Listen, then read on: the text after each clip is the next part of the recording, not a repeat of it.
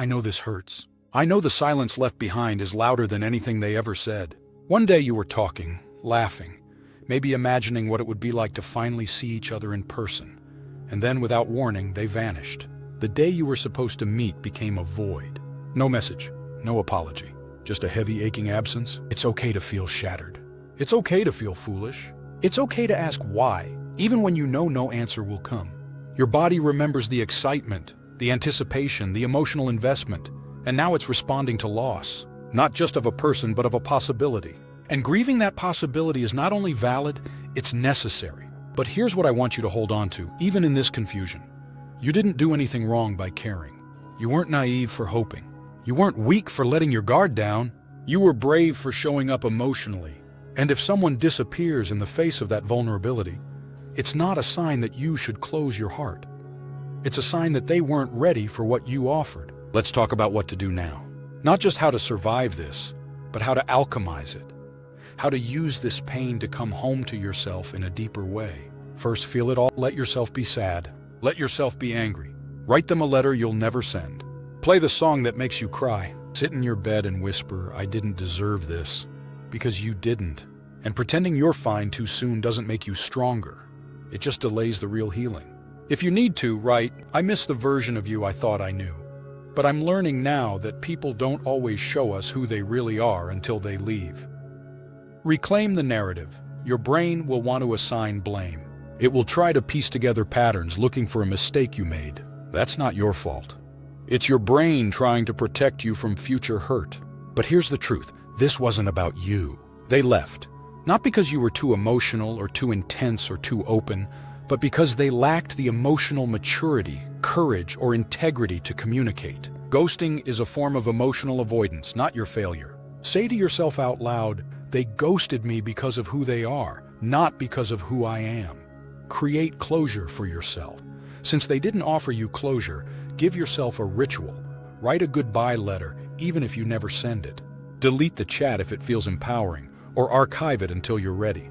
Burn a candle and say, "I release this person and everything they brought with them." Or simply journal, "What did this connection teach me about what I want and what I never want again?" Closure doesn't require their participation.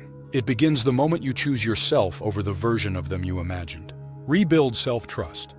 After being ghosted, it's common to question your own judgment. Why didn't I see it coming? But love isn't a failure because it didn't last. Love is a success because you showed up for it fully. The next time someone shows you effort, you'll know to trust patterns over promises. But don't let one person's vanishing act convince you that your ability to connect is a flaw. Instead, remind yourself, "I can trust myself to feel red flags sooner and also to love again without apology." Pour back into yourself. What do you need right now? Comfort? Adventure? Distraction? Depth? Here are a few gentle, nourishing ideas. Go somewhere new, even if it's just a local cafe or bookstore. Create something, art, poetry, playlists, to process your feelings. Talk it out with a friend or a therapist or even yourself. Spend time with people who make you feel seen without explanation. Reconnect with your body, take a walk, stretch, breathe deeply, cry, dance, nap. This is the moment to romance yourself, not with denial, but with deep attention. Forgive yourself for believing you believed them when they said they cared. You believed in the connection. That's not foolish, that's not weak, that's human. You weren't wrong for wanting this to become something. What matters now is that you see your ability to believe as something to protect, not something to extinguish. Let this experience sharpen your discernment, but never let it harden your heart. There are people out there who communicate, who follow through, who don't run when things get real. You deserve one of them. And finally, remember who you are. You are not someone who needs to beg to be chosen. You are not someone who deserves half efforts and unfinished stories. You are someone who loves with intention. And one day, that love will meet someone who's ready to receive it with equal care. You're not late to anything. You're just in the middle of learning a beautiful, difficult truth, that your peace is more important than someone else's potential. Take your time. Cry, rage, laugh again. This isn't the end of your story.